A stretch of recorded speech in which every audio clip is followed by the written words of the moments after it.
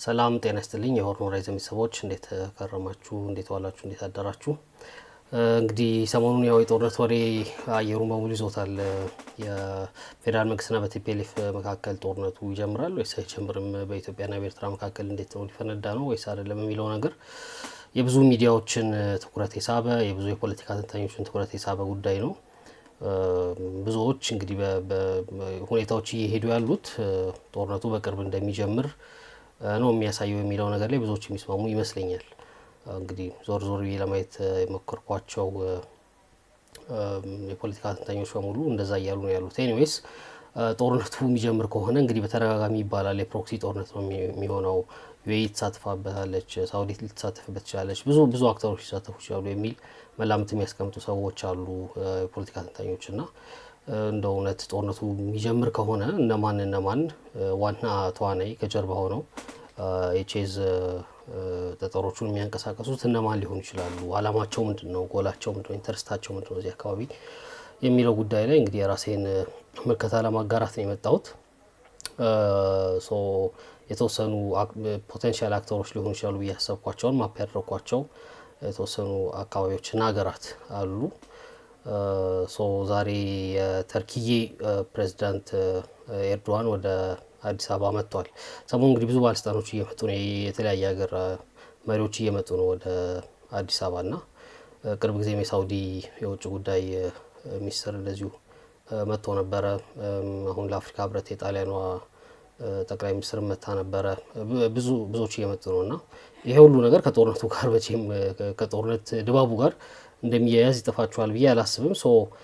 ዛሬ የተርኪዬው ፕሬዚዳንት ስለመጡ ከተርኪ እንጀምርና ከዛ በኋላ ሳውዲን እናያለን፣ ዩኤኢን እናያለን።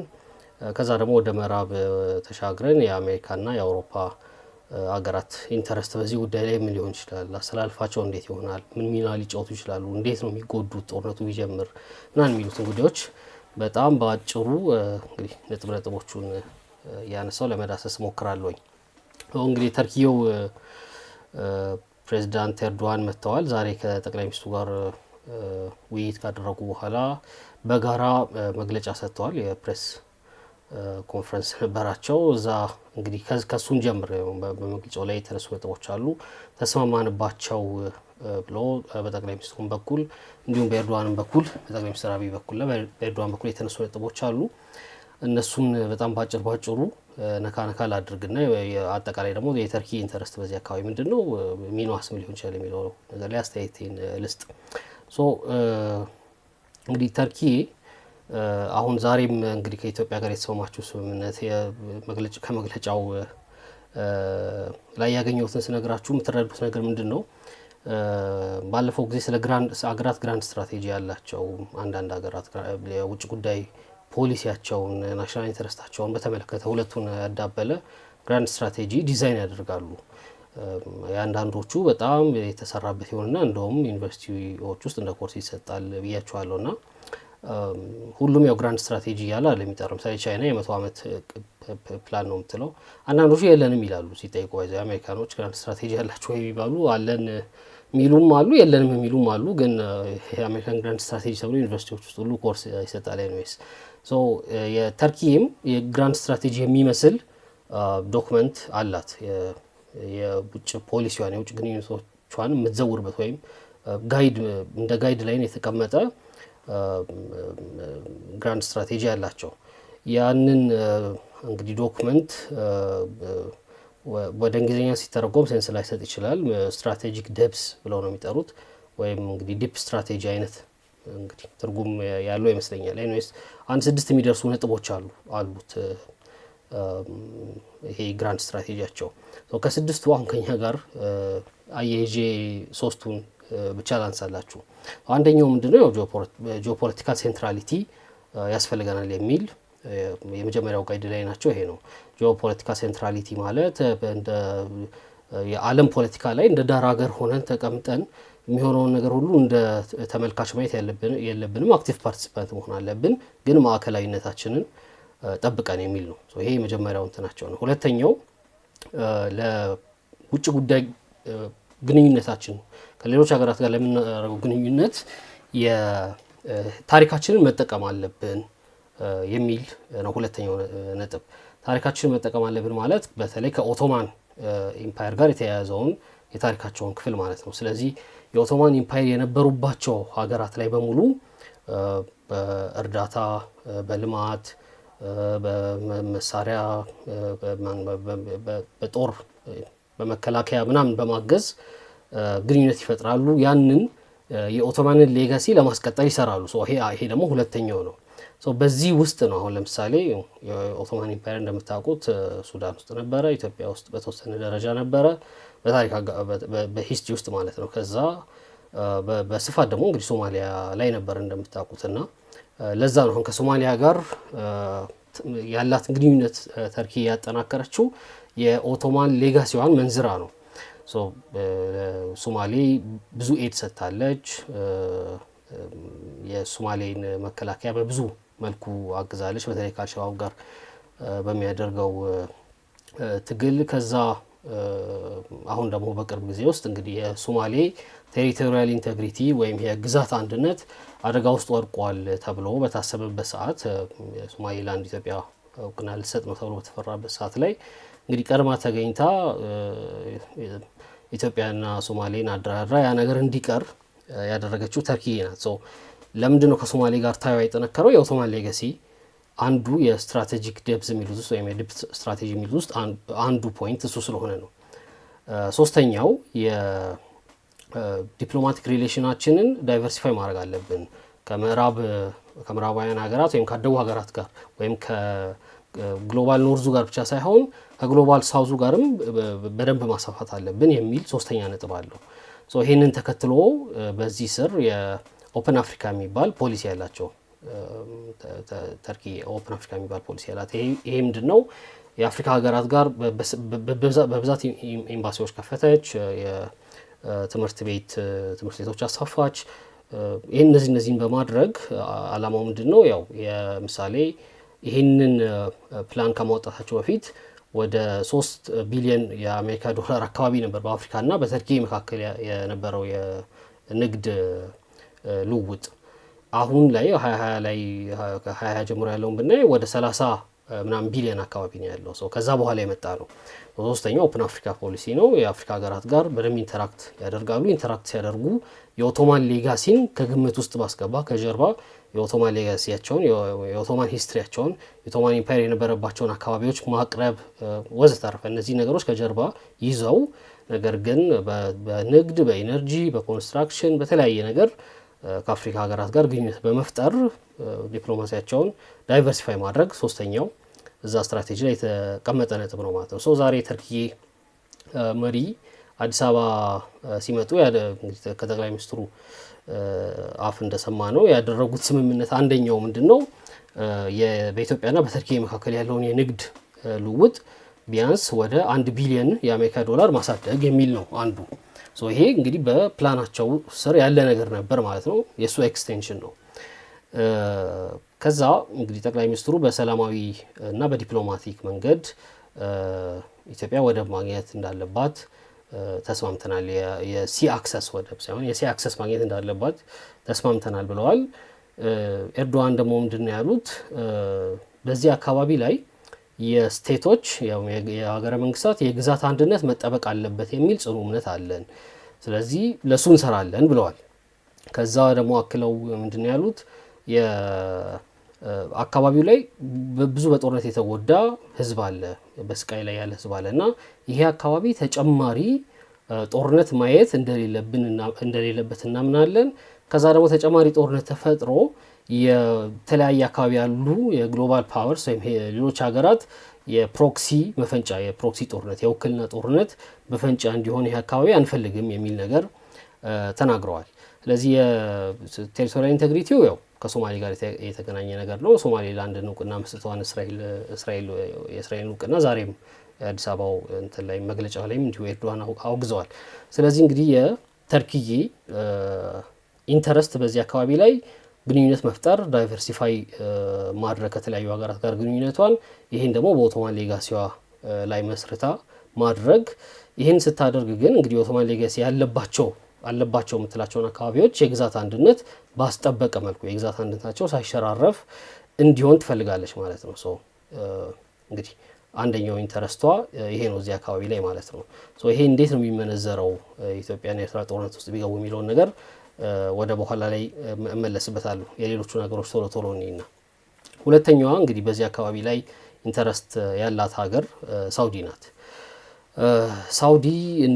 ሳውዲና ዩኤኢ እንደ አሜሪካ ወይ እንደ ቻይና ወይ እንደ ተርኪዬ ግራንድ ስትራቴጂ የሚባል ነገር ያላቸው አይመስለኝም። እኔ ፈልጌ አላገኘውም። ግን እስካሁን ሲያደርጉ ከቆዩት ነገር ፓተርን አለና ያንን አይተን ኦኬ ይሄ ነው ፍላጎታቸው፣ ይሄ ነው ኢንተረስታቸው የሚለውን ነገር ማስቀመጥ እንችላለን ብዬ አስባለሁ። ሶ የሳውዲ ምንድን ነው ኢንተረስቷ በዚህ አካባቢ የሚለውን ነገር በሶስት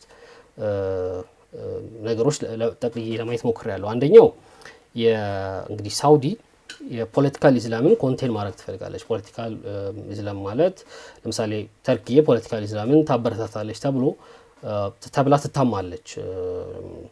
የምሳሌ ሙስሊም ብራዘርሁድ ምናምን አይነት ኦርጋናይዜሽኖችን ማለት ነው። ሳውዲ ይህን ማስፈለገው ለምንድን ነው? ያው እንደምታውቁት በንጉሳዊ አስተዳደር ስር ነው ያለችው ሳውዲ እና እንደዚህ አይነት የፖለቲካል ሙቭመንቶች የሞናርኪውን ወይም ዘውዳዊ አስተዳደሩን ያናጋሉ ተብሎ ይታሰባል።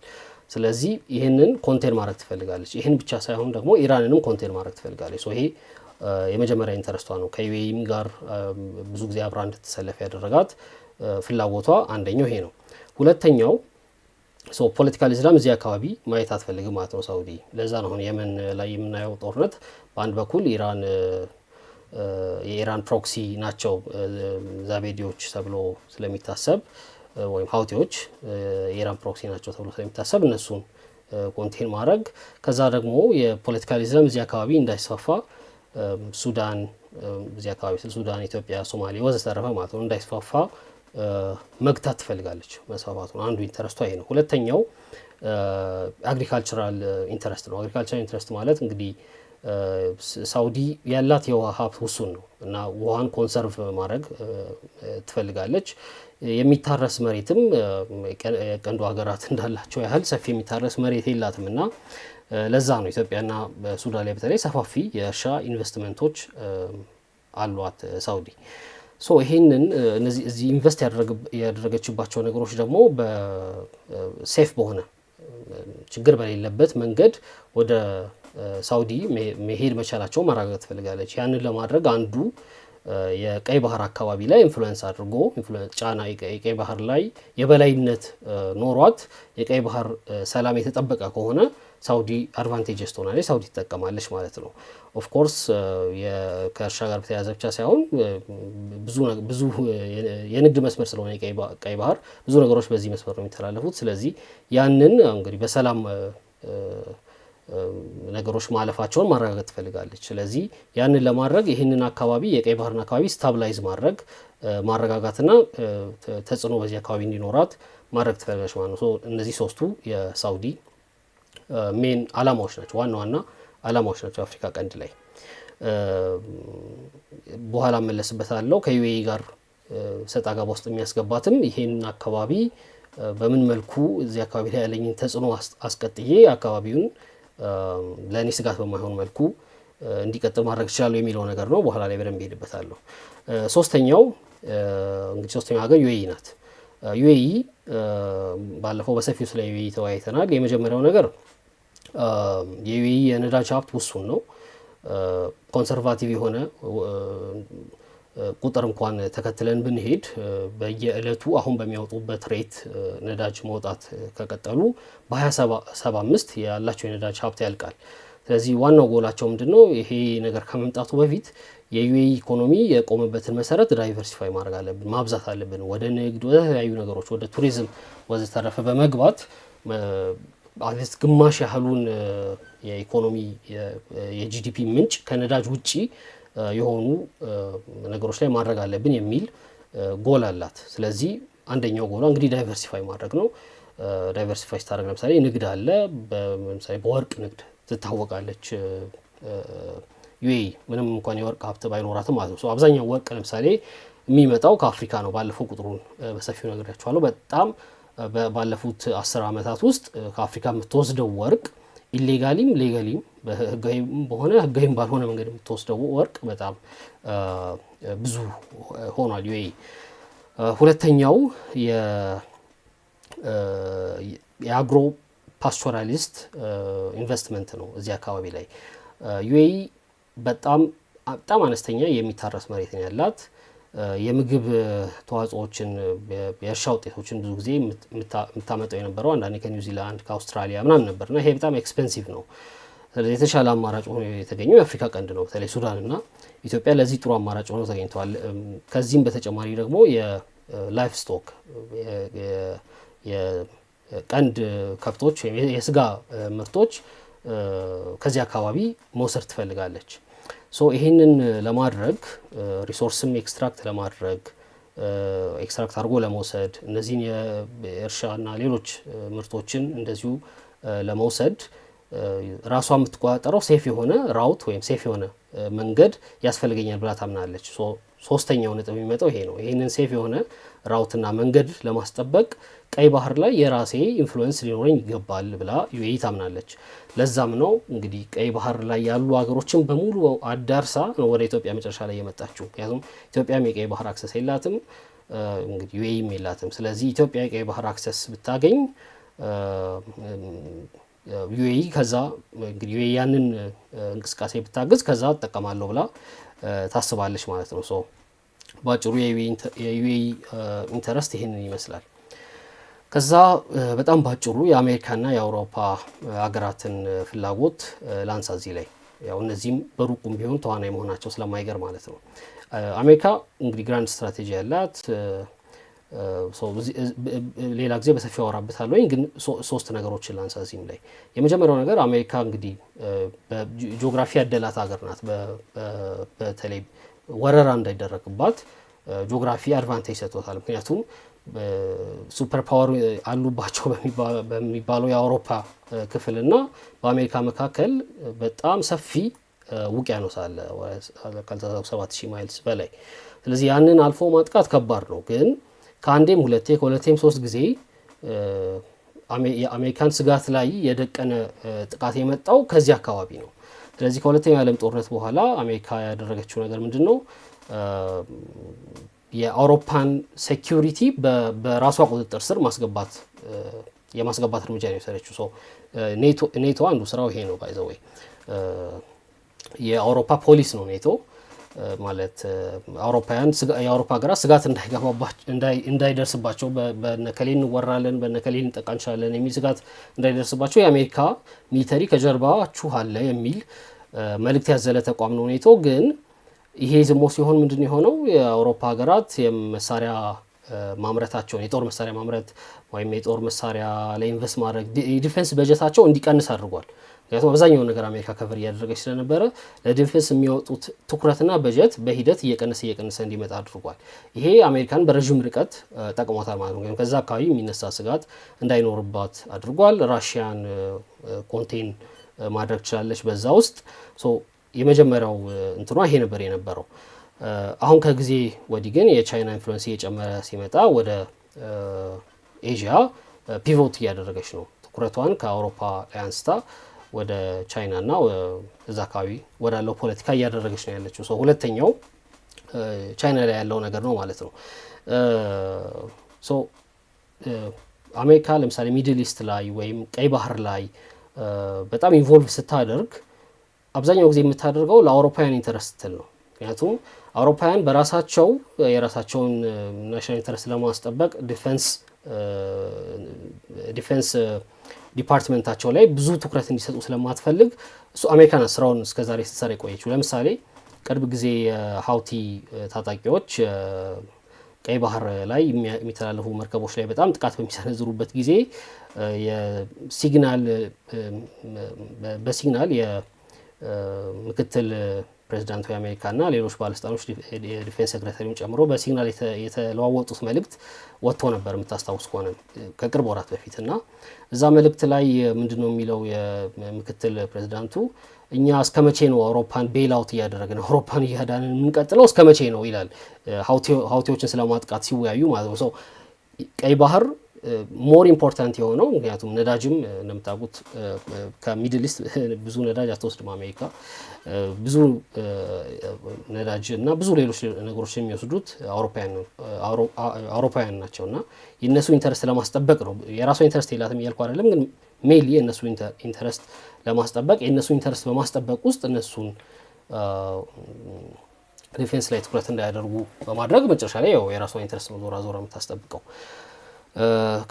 ከዚህ ሁሉ በኋላ ነው እንግዲህ አፍሪካ ላይ ያላት ኢንተረስት የሚመጣው ማለት ነው። ስለዚህ ይሄንን ከግምት ውስጥ እንድናስገባው ፈልጋለሁ። የመጨረሻው እንግዲህ የአውሮፓ ሀገራቶች ናቸው። የአውሮፓ ሀገራቶች እንዲሁ የየራሳቸው ፍላጎት አላቸው። በዚህ አካባቢ ሁለት ዋና ዋና ፍላጎቶች አሏቸው ብዬ አስባለሁ። አንደኛው በምንድነው የህገወጥ ስደተኞችን ቁጥር መክታት ይፈልጋሉ። እንደምታውቁት የቀኝ አክራሪ ፖለቲከኞች የስደተኞች ጉዳይ በጣም እያጦዙት፣ በተለይ የግራ ፖለቲከኞችን በተለያየ የአውሮፓ ሀገራት እያሸነፉ ያሉበት ሁኔታ ነው ያለውና ዋናው የፖለቲካ መወያያ ጉዳይ ሆኗል የማይግራንትስ ጉዳይ የስደተኞች ጉዳይና በቅርቡም የጣሊያኗ መሪ የአፍሪካ ህብረት ስብሰባ ላይ ተጋብዛ ስትመጣ ሌላ ነገር መነጋገር ያለ የምፈልገው እንዴት ነው ወጣቶቻችሁ እንዳይሰደዱ የምታረጉት ወደኛ የሚል ነገር አንስታ መነጋገሪያ ሆኖ ነበር እንደምታስታውሱት። አንደኛው ኢንተረስታቸው ይሄ ነው። ጦርነት ካለ፣ ሰላም ማጣት ካለ ወዘተረፈ የስደተኛ ቁጥር ይጨምራል። ያንን መክታት ይፈልጋሉ። ከዛ አንጻር የነሱ ኢንተረስት የሚታየው በተለያየ መልኩ ነው የሚገቱት። ባይዘው ሰላም በማምጣት ብቻ አይደለም። ፎርዛት ማተር አሁን ሄሜቲ ሱዳን ላይ የተዋጋ ያለው እንግዲህ የአርኤስኤፍ መሪ ማለት ነው። እሱን ለረጅም ጊዜ ፈንድ ያደረጉት ሄሜቲን አውሮፓውያን ነበሩ፣ ድንበር ላይ ስደተኛ እንዲያስቆምላቸው ማለት ነው። እንግዲህ ብዙ ጥፋት ያደረሰ ብዙ ጄኖሳይድ የፈጸመ ሰው መሆኑን ቢያውቁም ከመደገፍ ወደ ኋላ አሉ፣ ስደተኛ እንዳይመጣባቸው ለማድረግ ማለት ነው። ሌላው እንግዲህ የሪሶርስ ብዙ ሪሶርስ በዚህ መስመር በሚያልፈው ንግድ ብዙ ተጠቃሚ ናቸው የአውሮፓ ሀገራት። ስለዚህ እዚህ አካባቢ ያለው ሰላም እነሱም እንዲጠበቅ ይፈልጋሉ ማለት ነው። እነዚህን ካልኩኝ ዘንዳ እንግዲህ እነዚህን ነጥቦች ካነሳው ዘንድ ምንድነው ታዲያ ሊፈጠር የሚችለው? አሁን በኢትዮጵያና በኤርትራ መካከል ጦርነት የሚነሳ ከሆነ እነዚህ አሁን ከላይ የጠቀስኳቸው አካላት በሙሉ ምን ሊያደርጉ ይችላሉ? እንዴት ይጎዳሉ? እንዴት እንጎዳለን ብለው ፐርሲቭ ካደረጉ ደግሞ በምን መልኩ ነው አክት የሚያደርጉት የሚለውን ነገር የተወሰነ ነገር ልበልና አጠናቅቃለሁ። የመጀመሪያው እንግዲህ የኢትዮጵያና የኤርትራ ጦርነት የውክልና ጦርነት ነው ሊሆን ይችላል ሲባል ጦርነቱ የሚጀመረው እነዚህ ሀገሮች አጀምሩ ስላሉ ነው ማለት አይደለም። ብዙ ፋክተሮች አሉ ጦርነት ሊጀመር የሚችልባቸው ምክንያቶች በጣም ብዙ ናቸው። ትናንት እንዳልኳችሁ ስትራክቸራል ሪዝንስ አሉ፣ ብዙ መዋቅራዊ የሆኑ ችግሮች አሉ ጦርነትን ሊያመጡ የሚችሉ። እነሱ እንዳሉ ሆነው የሰዎች ኤጀንሲም አለ፣ የሰዎች ፍላጎትም አለ። ለምሳሌ በኢትዮጵያ በኩል አሰብ ወደብን ማስመለስ ቢቻል ሃይፖቴቲክሊ በማን አመራር ዘመን ነው በማን ዘመን ተመለሰ የሚለው ነገር አይ ቲንክ ለግለሰቦች የተወሰነ እንትን የሚሰጥ ይመስለኛል፣ ድራይቭ ተነሳሽነት የሚሰጥ ይመስለኛል በእነዚህ አይነት ጉዳይ ላይ እንዲሳተፉ። በዚህ ብቻ ነው እያልኩ አይደለም፣ ያው በጣም ብዙ ምክንያት አለ። ይሄም ራሱ አንድ ተጨማሪ ምክንያት ነው ብዬ ለማንሳት ያለ ያነሳሁት። ስለዚህ የጦርነቱ አስጀማሪዎች ናቸው እያልኩ አይደለም፣ ግን ጦርነቱ ከጀመረ ለምሳሌ የሱዳን ጦርነት ከጀመረ በኋላ ዩኤኢ ገብታበታለች፣ ሳውዲ ገብታበታለች፣ ግብጽ አለች፣ ተርኪ በተወሰነ ደረጃ ገብታበታለች። ከዛ አልፎ ዩክሬንና ራሽያ ሁሉ የተሳተፉበት ነው። እንደምታውቁት የየመንን ጦርነት እንደምሳሌ ብትወስዱ መጀመሪያ ላይ ሳውዲና ዩኤኢ አብረው በኋላ ደግሞ አሁን መጨረሻ ላይ ከጥቂት ሳምንታት በፊት እንደምታውቁት ተጣልተዋል እዛ አካባቢ ባለው ነገር። ግን በርካታ ሀገሮች ነው የሚሳተፉት እና ኢራን ሁሉ ሳይቀሩ ማለት ነው። ስለዚህ ዋንስ ጦርነቱ ከጀመረ በኋላ ማለቂያ የሌለው ብዙ አክተሮች ከጀርባ ስትሪንግ ገመድ የሚጎትቱበት ብዙ ሀገሮች ቼዝ የሚጫወቱበት ሜዳ ነው የሚሆነው። ዋንስ ጦርነቱ ከጀመረ በኋላ ኦፍኮርስ ጦርነቱ ለመጀመር አንዳንዶች አስተዋጽኦ ሊኖራቸው ይችላል። ግን በዋናነት ጦርነቱ በምን መልኩ ይሂድ እንዴት ይሂድ በሚለው ጉዳይ ላይ ሁሉም የየራሱን ጠጠር መወርወሩ አይቀርም። ማለቴ መሆኑን ትረዱኛላችሁ ብዬ ተስፋ አድርጋለሁ። ሶ ሳውዲ እንግዲህ 3 ኢንተረስት ነው ያላት ብያቸዋለሁ። አንዱ ይሄ አካባቢ ይሄ ቀጠና ሰላም ያለበት ቀጠና መሆኑን ማረጋገጥ ትፈልጋለች። ምክንያቱም ብዙ ኢንቨስት አድርጋለች። በተለይ ሱዳን ላይ ብዙ የእርሻ ኢንቨስትመንት አላት፣ ብዙ ነገር አላት። ሶ ይሄ ቀጠና ሰላም ካልሆነ በስተቀር ወደ እሷ ኢንቨስት ያደረገችበት ነገር መምጣቱን እርግጠኛ መሆን አትችልም። ሶ ይሄ አካባቢ ሰላም መሆን አለበት ስንል ለምሳሌ አሁን የኤርትራ ቀይ ባህር ላይ ያላትን ቦታ ካየ ነው ካልተሳሳትኩ ወደ 1700 ኪሎ ሜትር አካባቢ የኮስት ላይን አላት። ማለትም ቀይ ባህር ላይ ጥግ ጥጉን ያለውን መስመር ተከትለን ብንሄድ ወደ 1700 አካባቢ ኪሎ ሜትር ይሸፍናል። ያንን ሁሉ መቆጣጠር በጣም ከባድ ነው። ሰላም አንድ ጊዜ ከተናጋና የማዕከላዊ መንግስት አቅም ከተዳከመ በዛ ሁሉ አካባቢ ላይ ሰላም ማስጠበቅ በጣም ኢምፖሲብል የሆነ ነገር ነው። ይህንን ደግሞ የመን ላይ በተግባር ያዩት ጉዳይ ነው።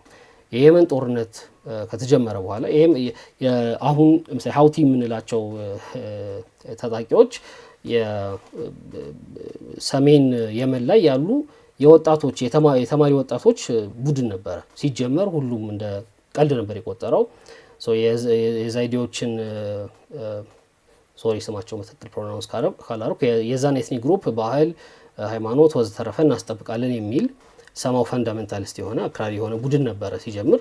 በኋላ ግን እየተደራጀ በተለያዩ እንግዲህ የታሪክ ጥፋቶች ውስጥ የበለጠ አቅም እያገኘ ሄዶ አሁን ላይ ሳውዲ ራሱ ቀጥታ ጥቃት ለመሰንዘር የምትፈራው አካል ሆኗል። ምክንያቱም ከሳውዲም አልፎ እስራኤል ላይ ድረስ ሄዶ ሊያርፍ የሚችሉ ሚሳኤሎችን፣ ድሮኖችን የታጠቀ ኃይል ሆኗል ሀውቲ እና ለአሜሪካ ራሱ እንዴት ከባድ እንደሆነ አይታችኋል። አሜሪካ ትንሽ ቀን ሞክራ ኔቶቹ በቀይ ባህር ላይ የሚያልፉ መርከቦች ላይ ጥቃት መሰንዘሩ ለማስቆም ፈልጋ ማለት ነው። ሶ ኮስት ላይኑ በጣም በረዘመ ቁጥር ያንን አካባቢ ለመቆጣጠርና ሰላም ለማድረግ ማዕከላዊ መንግስቱ አቅም ካጣና ከተዳከመ በጣም አስቸጋሪ ነው የሚሆነው።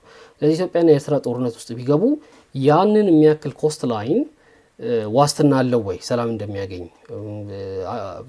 ቴሮሪስቶች ወይም እንደ ሀውቲ አይነት ታጣቂዎች በዛ አካባቢ እንደፈለጉ እንደልባቸው እንደማይፈነጩ ምን ዋስትና ይኖራቸዋል? ስለዚህ በተቻለ መጠን ይሄ ጦርነት አቮይድ እንዲደረግ ወይም እንዲቀር መቅረት ካልቻለ ደግሞ የኤርትራ ኮስት ላይን ሰላም የሚጠበቅበትን ሁኔታ እንዲመጣ ሳውዲ ልትሰራ ትችላለች የሚል ግምት አለኝ። እንግዲህ አሁን ከጠቀስኳቸው ነገሮች ተነስቼ ማለት ነው።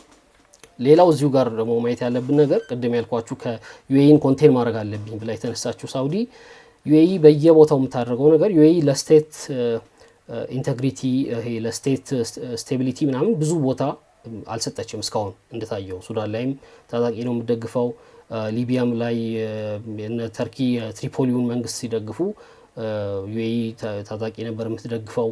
አሁን ደግሞ የመን ላይ መጨረሻ ላይ የደቡብ የመን የተገንጣዮችን እንቅስቃሴ ደቡብ የመን ለመገንጠል የሚንቀሳቀስ ኤስኤንሲ መሰለኝ ካልተሳሳትኩ እነሱ ነበር ስትደግፍ የነበረው እና የዩኤኢን ሮል እንደ ዲስታብላይዚንግ የዩኤኢ ስራ ይህንን አካባቢ ሰላም መንሳት ነው የሚል ፐርሰፕሽን ያለ ይመስለኛል በሳውዲ። ስለዚህ ለዛ ኮንቴን ማድረግ ትፈልጋለች እና ዩኤኢ ከኢትዮጵያ ጀርባ የምትሆን ከሆነ ሳውዲ በተወሰነ ደረጃ ኤርትራን ለመደገፍ የምትገደድበት ሁኔታ ሊፈጠር ይችላል የሚል ግምት አለኝ። በመሳሪያም ሆነ በምንም ማለት ነው። ያ ነው እንግዲህ ፕሮክሲ የሚያደርገው። ተርኪዬ እንደ ሳውዲ ወይም እንደ ዩኤኢ የለየለት ሚና ለመውሰድ የምትቸገር ይመስለኛል። ምክንያቱም የኦቶማን ሌጋሲን በተመለከተ ኢትዮጵያ ውስጥም ምስራቅ ኢትዮጵያ ላይ የኦቶማን ሌጋሲ አለ፣ ሶማሌ ላይ የኢትዮጵያ ሌጋሲ እንዳለ ሁሉ እና ከኤርትራ ጋር በሚደረግ ጦርነት ሙሉ ለሙሉ ኤርትራ ልትደግፍ ትችላለች ብሎ ማሰብ አስቸጋሪ ይሆናል። ለኢትዮጵያም ትደግፋለች ብሎ ማሰብ ግን አስቸጋሪ ነው። በዚህ ሁኔታ ውስጥ ግን ምናልባት ወደ ኤርትራ ሊል ልታደርግ የምትችልባቸው ምክንያቶች አሉ። አንደኛው እንግዲህ ሱዳን ውስጥ ያለው ነገር ነው። ሱዳን ውስጥ ያለው ነገር ባይዘዌ ለሳውዲም ተጨማሪ ምክንያት ነው። ምክንያቱም ሱዳን ውስጥ እንደምታውቁት አርኤስኤፍ ለኢትዮጵያ መንግስት ይቀርባል። ሱዳን ጦር ኃይል ደግሞ የሳፍ ደግሞ ለሳውዲ እና ለተርኪዬ ነው የሚቀርበው እና ኢትዮጵያና ኤርትራ በሚያደርጉት ጦርነት ኢትዮጵያ የበላይነት የምትይዝ ከሆነ የሳፍን ወይም የሱዳን ወታደራዊ መንግስትን እየደገፉ ያሉ የኤርትራ ወታደሮች ሜቢ አርሚ 70 የቲፒኤልኤፍ ወታደርም እነዚህ አካላት ሱዳን ውስጥ ያላቸው ሚና ሊቀንስ ይችላል፣ የሱዳንን ሳፍን የሚደግፉበትን ሚና ሊቀንስ ይችላል የሚል በዚህ ደግሞ መጨረሻ ላይ ሳፍ ሽንፈት ሊደርስበት ይችላል የሚል ስጋት ሊያድርባት ይችላል። ተርኪ ሳውዲም ይህ ስጋት ያድርባታል። ስለዚህ ወደዛ ሊያደርጉ የሚችሉበት እድል አለ። ተርኪ ግን አማካይ ቦታ ላይ የምትቆም ይመስለኛል እስካሁን ካለው ፓተርን ተነስተን። ግን ይሄ ማለት መሳሪያ አትሊስት በንግድ መልኩ መሳሪያ ንግድ ላይ አይሳተፉም ማለት አይደለም። ለምሳሌ የኢትዮ ኤርትራ ጦርነት የመጀመሪያው 1990 የኢትዮ ኤርትራ ጦርነት በነበረበት ጊዜ ለምሳሌ ቻይና የግልጽ እንትን አልነበራትም፣ ማለት ጎራ አለየችም። የከሌ ደጋፊ ነኝ የከሌ ምናምን አትልም ነበረ፣ ገለልተኛ ነበረች። ግን ለኤርትራም ለኢትዮጵያም በጣም ብዙ መሳሪያ ሽጣለች በዛ ጦርነት ወቅት። ስለዚህ በዚህ መልኩ እንግዲህ የተርኪ ድሮኖች ከዚህም ከዛም ልናያቸው የምንችልበት እድል ይኖራል ብዬ አስባለሁ።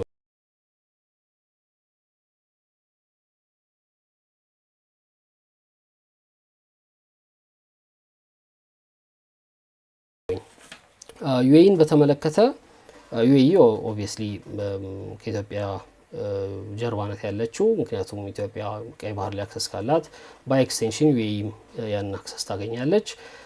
ከዛ ግን ከቅርብ ጊዜ ወዲህ ከሚታዩት ነገሮች ልንል የምንችለው ነገር ብዬ የማስበው የአካባቢው ሰላም ማጣት ለዩኤኢ ጥቅም እያመጣ ነው ብዬ አስባለሁ። ለምንድን ነው ይሄን የምለው? አንደኛው ለምሳሌ የኢትዮጵያ የቀንድ ከብት ወይም የስጋ ምርቶች አብዛኛው በህገወጥ መልኩ በኮንትሮባንድ ነው ኤክስፖርት የሚደረገው በሶማሌላንድ በኩል ማለት ነው።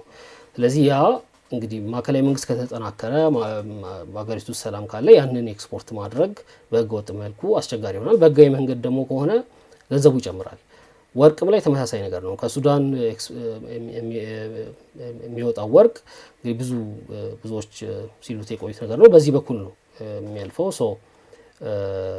ያንንም ኤክስትራክት ለማድረግ የሰላም እጦቱ በተወሰነ መልኩ ለዩኤኢ አድቫንቴጅ ይመስለኛል እና እዚህ አካባቢ ላይ ጦርነት ቢነሳ ይሄ ተጨማሪ ምክንያት ይሆናል የኢትዮጵያ ማዕከላዊ መንግስት ለመደገፍ ወይም የፌዴራል መንግስቱን ለመደገፍ ለዩኤኢ ብዬ አስባለሁኝ።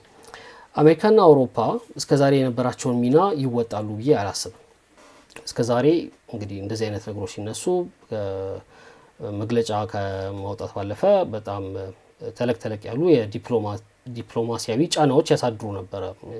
ለምሳሌ በትግራይ ጦርነት ወቅት እንዳየ ነው ማለት ነው ተዋጊዎቹ ጦርነቱ እንዲያቆሙ። አሁን ግን አሜሪካም ትራምፕ የሚባል አኖማሊ መጥቶባታል። ትራምፕ የሚባል ግሪንቢት መጥቷል አሜሪካ ውስጥ። ስለዚህ የትራምፕ ትልቁ ስጋት በአሁኑ ሰዓት የሚድተርም ኢሌክሽን እየደረሰ ነው። በሚድተርም ኢሌክሽን ላይ ኢምፒች እንዳይደረግ ይፈልጋል። ስለዚህ የውስጥ ፖለቲካው ይዞታል። የኤፕስቲን ጉዳይ አለ፣ ከዛ የኢራን ጉዳይ አለ፣ ከዛ የግሪንላንድ ጉዳይ አለ። በጣም በብዙ የአሜሪካ መንግስት በአሁኑ ሰዓት በራሱ ጉዳዮች የተወጠረበት ሰዓት ነው። ከዛ ደግሞ ለረዥም ጊዜ የአሜሪካ ፖለቲከኞች ዘንድ ሲቀነቀን የነበረ ጉዳይ አለ። አውሮፓ ፍሪ ራይደር ሆኗል።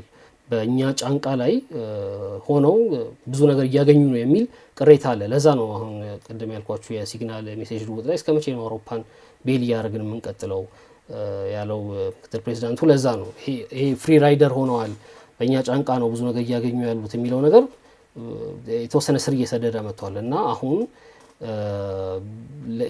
በይበልጥ የአውሮፓን ኢንተረስት ስለሆነ እዛ አካባቢ ያለው የእነሱ ኢንተረስት ለማስጠበቅ በፊት ኢንተርቪን በሚያደርጉበት በፊት ጣልቃ በሚገቡበት መጠን አሁን ጣልቃ ይገባሉ ብዬ አላስብም። ይሄ ደግሞ ትልቅ አደጋ ነው። ምክንያቱም እነዚህ ትንንሽ አዳዲስ ኢመርጂንግ ፓወርስ ዩኤኢ፣ ሳውዲ፣ ተርኪዬ፣ ሜቢ ግብጽ እና ሌሎችም እዚህ አካባቢ ያሉ መለስተኛ ኃይሎች እንደ ልባቸው እንዲፈነጩ እድል ይሰጣል። ሱዳን ላይ ያየ ነው ይሄን ነው።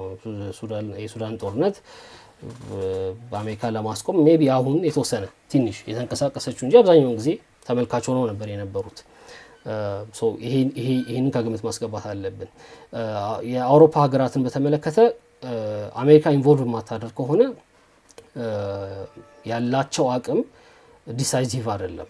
በትግራይ ጦርነት ወቅት አይተነዋል። አውሮፓውያን ከመጀመሪያው ጀምሮ በጣም ጠንካራ አቋም ነበራቸው። በጣም በተደጋጋሚ ጠንካራ መግለጫዎች አውጥተዋል። ግን ጦርነቱ የተጀመረው በአሜሪካ ምርጫ በነበረበት ወቅት ነበር። የአሜሪካ የውስጥ ፖለቲካ በተፋፋመበት ወቅት ስለነበረ የአሜሪካ የተወቹን ቀዳዳ የትኞቹም የአውሮፓ ሀገራት ሊደፍኑ አልቻሉም እና አሁንም ከዛ የተለየ ነገር ይኖራል ብዬ አላስብም። ከዛ ደግሞ እነሱም ራሳቸው ውጥረት ውስጥ ናቸው ያሉት። በአንድ በኩል የቀኝ አክራሪ ፖለቲከኞች አሉ፣ በሌላ በኩል ትራምፕ አንድ ጊዜ ግሪንላንድ ስጡኝ ይላል፣ አንድ ጊዜ ታሪፍ ይጥላል፣ ብዙ ነገር አለ። ሶ አይ ዶንት ቲንክ በፊት ኢንቮልቭ በሚያደርጉበት መጠን በፊት ጣልቃ በሚገቡበት መጠን አሁን ጣልቃ ይገባሉ ብዬ አላስብም። ስለዚህ ጦርነቱ ከጀመረ የነዚህ የሚድል ፓወርስ መፈንጫ የመሆን ድሉ አካባቢው በጣም ሰፊ የሆነ ይሄዳል የሚል ግምት አለኝ።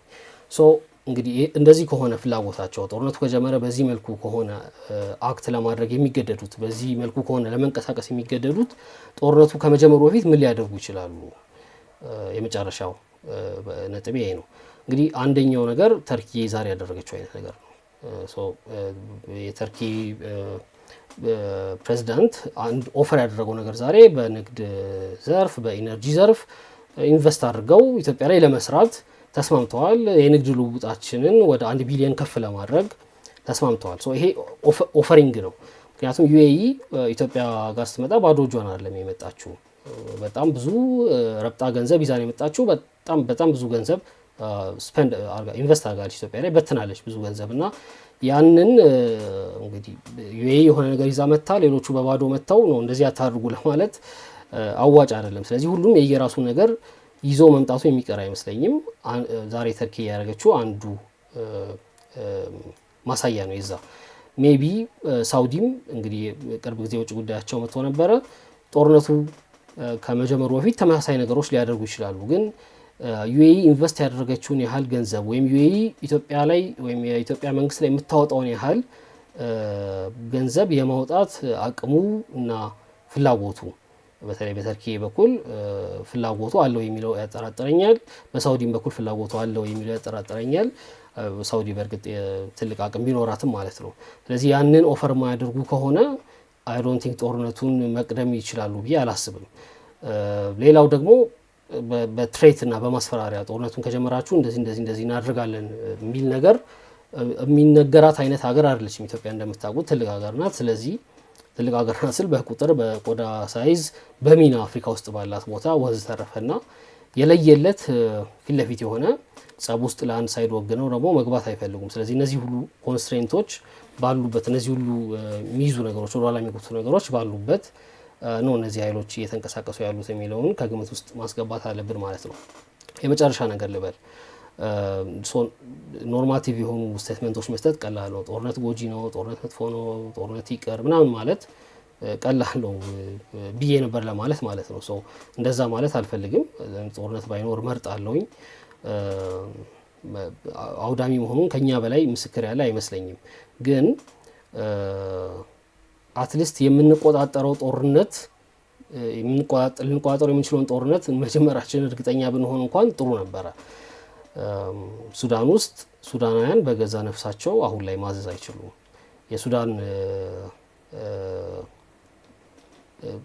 የሱዳን ዜጎች በአርኤስኤፍም ይሁን በሳፍ በኩል የተሰለፉ ወታደሮች በራሳቸው ነፍስ አያዙም። አሁን የዩኤን ኢንተረስት ወይም የሳውዲ ኢንተረስት ወይም የግብፅን ኢንተረስት አስጠባቂ ነው የሆኑት። የውክልና ጦርነት የሚዋጉ ነው የሆኑት። እነሱ እየተዋጉ እነሱ ቆፍረው ባወጡት ወርቅ የሚከብረው ሌላ ሀገር ሆኗል እና የመን ላይም ተመሳሳይ ነገር ነው የሆነው። የመናውያን በራሳቸው ጦርነት ማዘዝ አይችሉም። ዛሬ የየመን መንግስት አለ፣ የደቡብ የመን ተገንጣዮች አሉ፣ ሀውቲ አለ፣ ሌሎች ትንሽ ታጣቂዎች አሉ እና ወደዚህ ጦርነት ምንገባ ከሆነ አይ ዶንት ቲንክ አሸናፊ የሚኖረው አይመስለኝም። እኛንን የምናሸንፈው ከሌ ነው የሚያሸንፈው እንደዚህ አይነት ቡድን ነው የሚያሸንፈው ለማለት የምንችል አይመስለኝም። ሌሎችም በፍጥነት ጣልቃ ገብተው ሊያስቆሙልን የሚችሉበት አይነት ሁኔታ ላይ አይደለንም ያለ ነው። ስለዚህ በጊዜ እንግዲህ ከሱዳንና ከየመን መማር ብንችል መልካም ነው ብዬ የዛሬውን ውይይት በዚሁ ላጠናቅ። ብዙ ሰዓት አቆይቻችኋለሁ። ሆፕፉሊ ጥሩ ሆኖ አግኝታችሁታል ብዬ ተስፋ አደርጋለሁ። እስከ መጨረሻው ከተከታተላችሁት ያው ወዳችሁታል ማለት ነው። ስለዚህ ለወዳጅ ዘመዶቻችሁ ማጋራት አትርሱ። ከረጅም ጊዜ በኋላ ነው እንደምታውቁት ወደዚህ ዩቲዩብ ቻናል የተመለስኩትና አልጎሪዝሙ ትንሽ ተጎድቷል። ብዙ ሰው ጋር አይደርስም። ሼር አድርጉት። የተወሰነ አልጎሪዝሙ ከተስተካከለ በኋላ ከቻልኩ በየዕለቱ ላይቭ እየገባው ከጥያቄ ያነሳችሁ ከእናንተ ጋር የቀጥታ ውይይት ለማድረግ